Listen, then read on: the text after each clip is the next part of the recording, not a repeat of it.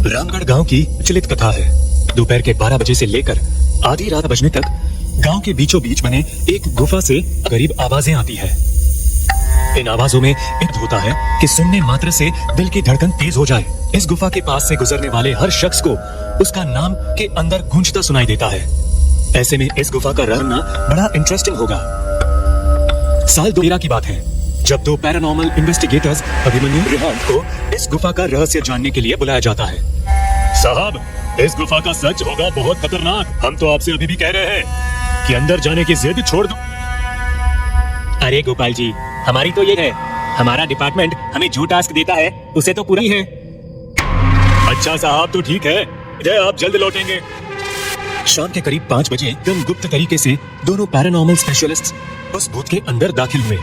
पिछले 37 सालों से इस गुफा से भयानक आवाजें और खतरनाक हरकतें हुई जा रही हैं। एक तो ये गुफा गांव के बीचों है, तो ऐसे में गांव के लोगों को इस गुफा के खौफ को खतरा ही होगा। और ये तभी खत्म होगा जब अंदर से खौफनाक आवाजें और खतरनाक आकर्षण खत्म होगा। अभिमन्यु और रिहांत के अंदर दाखिल होते ही उनके नाम के गुस्सैल आवाज गूंजने लगे। चला जाओ यहाँ से, मरेंगे दोनों लोग। इस दर्द की दुनिया से बाहर निकल जाओ। अभिमन्यु और रिहांत, मौत की तारीख आज रात 12 बजे।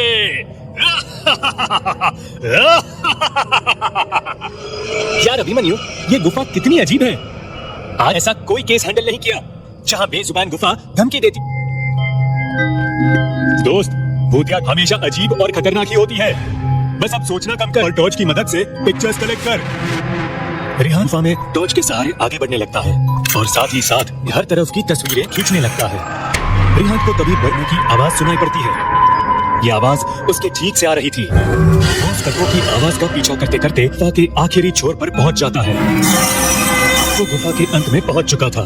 उसे गुफा के अंत में एक सा दिखाई देता है। उस दरवाजे पर लिखा था दूसरा का दरवाजा।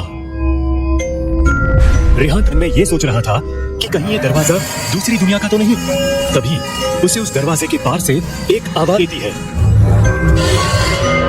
मेरी होगा, मैं तुम्हारा दादा, मेरे पास आ जाओ। बाप रे, ये कैसा दरवाजा? ये तो मेरे दादाजी की आवाज है। रिहांत को उस दरवाजे से उसके दादाजी की आवाज सुनाई दे रही थी। वो सुनकर खुश और इमोशनल दोनों था। इसी इमोशन में गलती करने जा रहा था। उसने दरवाजा खोलने के लिए आगे बढ़ाया